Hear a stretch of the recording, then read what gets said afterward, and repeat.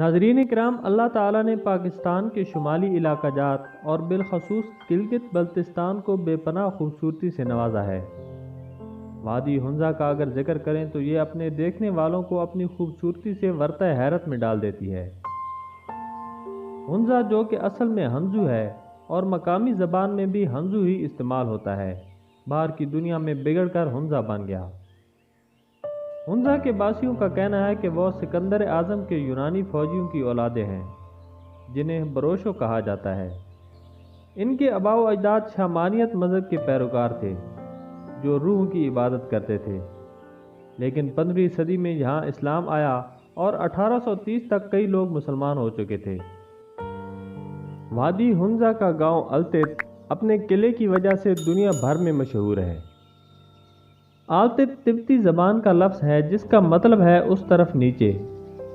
آلتت لوگوں کا کہنا ہے کہ ان کا تعلق سفید ہنز سے ہے اور ان کی موجودہ زبان بروچسکی بھی 47 عیسوی میں سفید ہنز لائے تھے۔ سفید ہنز سلطنت فارس کے زراعت سے وابستہ ترک قبیلے ہن کے لوگوں کو کہا جاتا ہے۔ آلتت کا پرانا نام ہنو کوشل تھا، جس کا مطلب ہنو کا گاؤں ہے۔ گلگت بلتستان کا قدیم ترین قلعہ اسی گاؤں میں ہے جو قلعہ آلتت کے نام سے مشہور ہے۔ یہ قلعہ دراصل ہنزا کے حکمرانوں کا گھر تھا۔ ان حکمرانوں کو میر کہا جاتا تھا۔ قلعہ آلتت کو ہنزا کے میروں نے تعمیر کروایا تھا۔ اس زمانے میں یہاں چھوٹی چھوٹی خود مختار ریاستیں تھیں، جن میں 2 ریاستیں ہنزا اور نگر تھیں، جو دریائے ہنزا کے آمنے سامنے اور ایک دوسرے کے مخالف تھیں۔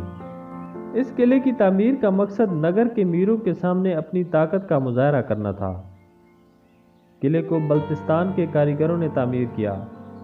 قلعے میں لداخ اور تبتی فن تعمیر نمایاں دکھائی دیتا ہے۔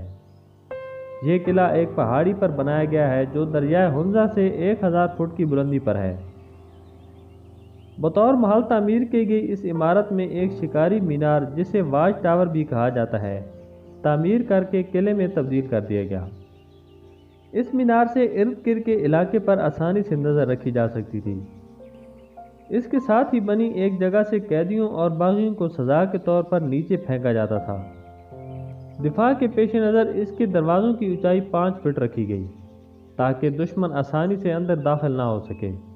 قلعے کا تعمیری فن اور اس پر کی گئی نقش و نگاری اس کے معماروں کی مہارت کی گواہ ہے۔ اس میں استعمال ہونے والی لکڑی کی عمر 1100 سال بتائی جاتی ہے۔ قلعے کا مرکزی ہال بیک وقت عبادت، کھانا پکانے اور مختلف مجالس کے لیے استعمال ہوتا تھا۔ یہاں صدیوں پرانے کھانا پکانے کے برتن اور ایک بکس رکھا ہے جس پر سواستیکا کے کئی نشانات بنے ہوئے ہیں۔ سواستیکا کا نشان آریائی زمانے میں 4 بنیادی عناصر ہوا، آگ، پانی اور مٹی کو ظاہر کرنے کے لیے استعمال ہوتا تھا۔ یہ بکس آٹا رکھنے کے لیے استعمال کیا جاتا تھا۔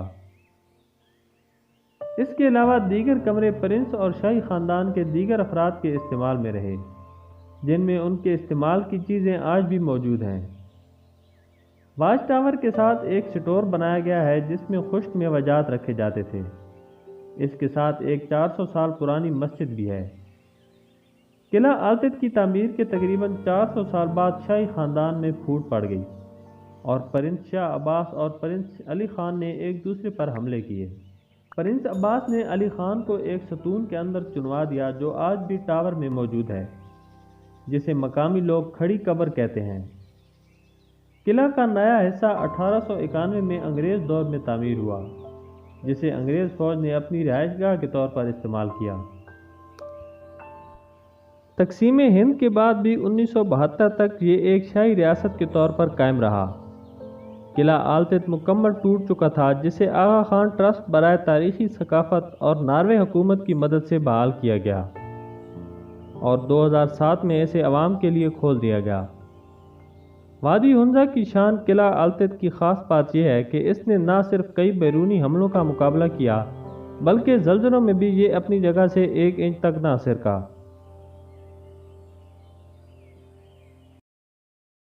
ناظرین، امید ہے آج کی ویڈیو سے آپ کے علم میں اضافہ ہوا ہوگا۔ ویڈیو اچھی لگی تو لائک کریں اور دوستوں کے ساتھ بھی شیئر کریں۔ اپنا اور اپنے آس پاس کے لوگوں کا خیال رکھیں۔ اللہ حافظ۔